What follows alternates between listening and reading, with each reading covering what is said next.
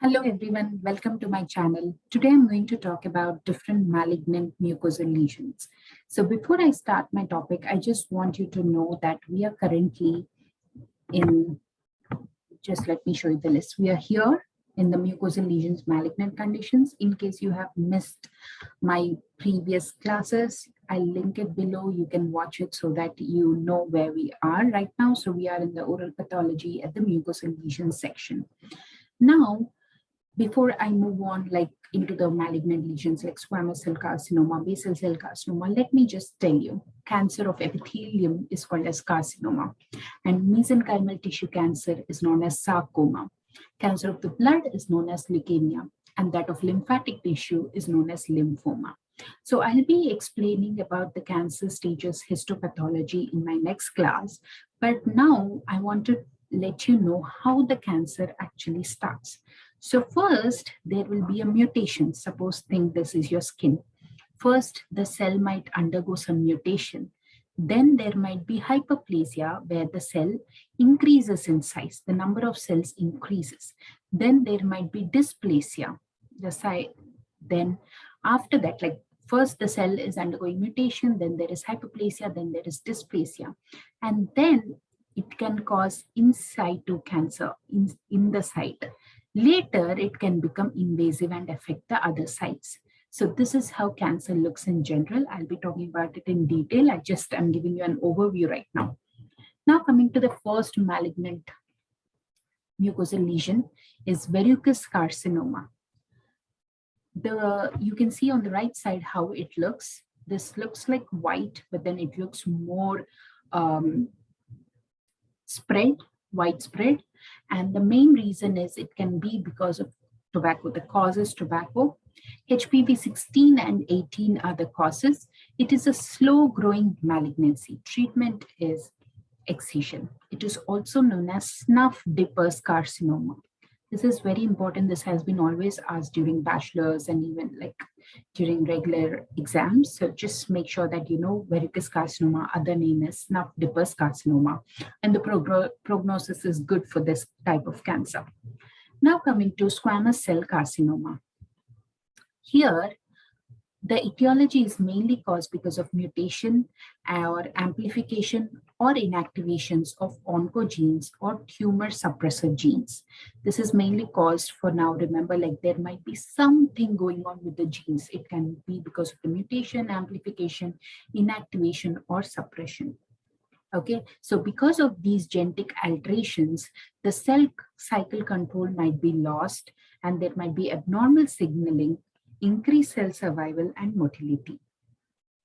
Here also the cause is tobacco and HPV 16 and 18, and hereditary conditions also play a major role in this type of cancer. So here mainly what you need to remember, the main reason is mutation of the tumor suppressor genes. Then later what is happening because of the genetic alterations, there is a loss in cell cycle control. And other factors contributing is tobacco, also HPV 16 and 18, and heredity also plays an important role in this. Increased risk of oral cancer in patients with Plummer-Vinson syndrome can be seen. Plummer-Vinson syndrome is nothing but a condition where the patient has muscular atrophy, dysphagia, and it's an iron deficiency. All right, so another important risk is in PV syndrome. Okay, now coming to clinical features. So it presents as a chronic non-healing red or white patch or mass.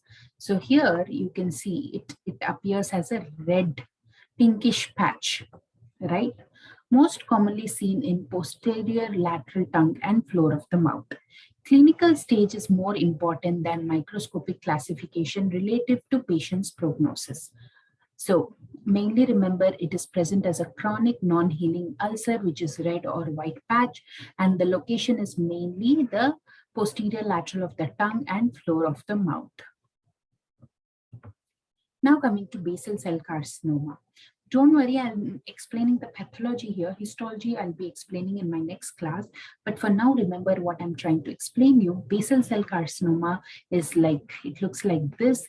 Actually, for you guys to remember it better, I would give an example like how a mice or a rat eats its food, or like eats over suppose a paper or a cloth. It will be like a very different kind of like you can observe how rat, if you have seen, if you have worked in research or like in general, it will be similar to that, like how a rodent will eat a cloth or a paper. That's how the skin will look. It will look like completely dark colored, and it will look like as if it's gonna spread. So it occurs due to sun damaged skin, very rare, and this is the cancer which doesn't progress soon. So the metastasis that happens here is really low. Now coming to oral melanoma, here you can see the melanin deposition. So that's the reason it's more brown there, brownish black, and mainly palate and gingiva are at high risk. It is mainly because of malignancy of melanocytes. Survival is 5 years for skin lesions. It is greater than 65% but less than 20% for oral lesions. Now, so here we end the class today. So just let me give you a quick overview.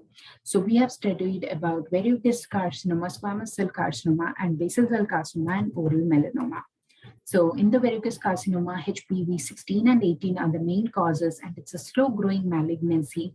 Tobacco is a contributing factor. Treatment is excision. It is also known as snuff dippers carcinoma, and there is a good prognosis for this kind of a cancer. Now coming to squamous cell carcinoma, etiology is mainly because of the mutation, amplification, inactivation of the oncogenes and tumor suppressor genes. Accumulation of genetic alterations result in loss of cell cycle control, abnormal signaling, increased cell survival, and motility. So the main causes of genetic alterations is because of HPV 16 and 18 and tobacco. And it is also seen in patients suffering with Plummer-Wilson syndrome, that is, the patient has muscular atrophy, dysphagia, and iron deficiency syndrome. Clinical features, it's present as a white or reddish patch or mass, and it's a non-healing ulcer, and it's a chronic condition. It is the location of this lesion is the floor of the mouth or posterior lateral part of the tongue. Clinical stage is important than microscopic classification related to patient prognosis. Treatment is with excision or radiation. Prognosis is mostly dependent on the stage. Basal cell carcinoma, it looks like dark discoloration of the skin can be seen, mainly caused due to more exposure to the sun. That is mainly because of sun damaged skin, very rare in mucosa, and it's low grade skin cancer. Coming to oral melanoma, this is a tumor mainly because of malignancy of melanocytes. Palate and gingiva are high-risk sites. 5-year survival for skin lesions is greater than 65% but less than 20% of the oral lesions. So this was about today's class. In case you liked my class, please do like, share, and subscribe. And if you have any questions, you can always leave your questions in the comments below. Thanks for watching.